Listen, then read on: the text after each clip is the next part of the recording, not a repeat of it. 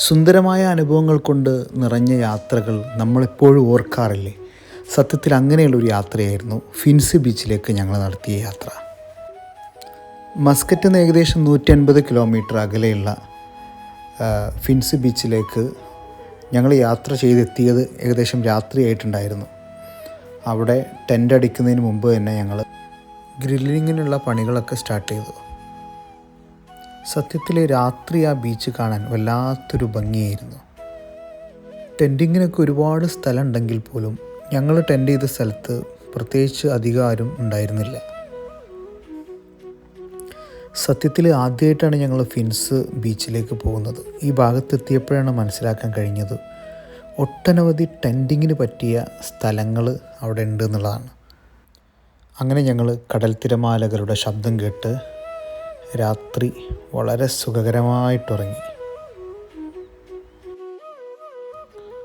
ഫിൻസി ബീച്ചിൽ ഞങ്ങൾ കണ്ട ഏറ്റവും ഭംഗിയാർന്ന കാഴ്ച ഏതാണെന്ന് ചോദിച്ചാൽ അത് ആ പ്രഭാതത്തിലുള്ള ഉദയം തന്നെയായിരുന്നു.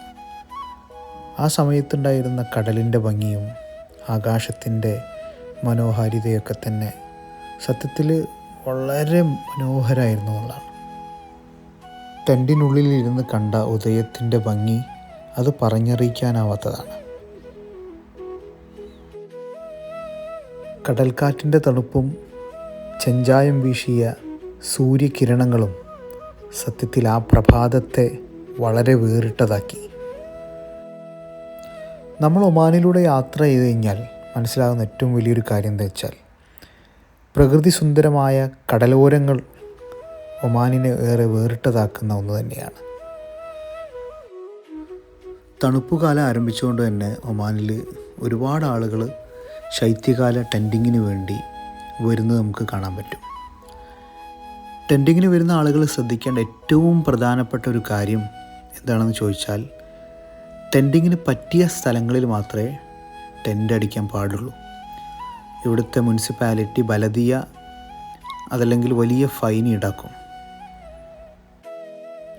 നമുക്ക് തോന്നിയ സ്ഥലത്ത് ടെൻ്റ് അടിക്കാൻ പാടില്ല.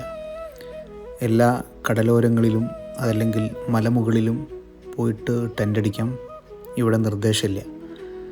അതിന് നമുക്ക് അനുവാദം ലഭിച്ച സ്ഥലങ്ങളിൽ മാത്രമേ ടെൻ്റ് അടിക്കാൻ പാടുള്ളൂ. അതുകൊണ്ട് തന്നെ ടെൻ്റ് അടിക്കാൻ വരുന്ന ആളുകൾ ആദ്യം ശ്രദ്ധിക്കേണ്ടത് തിരഞ്ഞെടുക്കുന്ന സ്ഥലം അതിന് അനുയോജ്യമാണോ എന്നുള്ളതാണ്.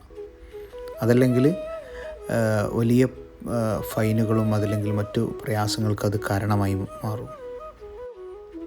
അതുകൊണ്ട് തന്നെ ടെൻ്റ് അടിക്കുന്ന ആളുകൾ വളരെ സുരക്ഷിതരായിട്ടുള്ള സ്ഥലങ്ങളും അനുവാദം ലഭിക്കുന്ന സ്ഥലങ്ങളും മാത്രം തിരഞ്ഞെടുക്കുക. എന്നിട്ട് ടെൻറ്റിങ് മനോഹരമാക്കുക.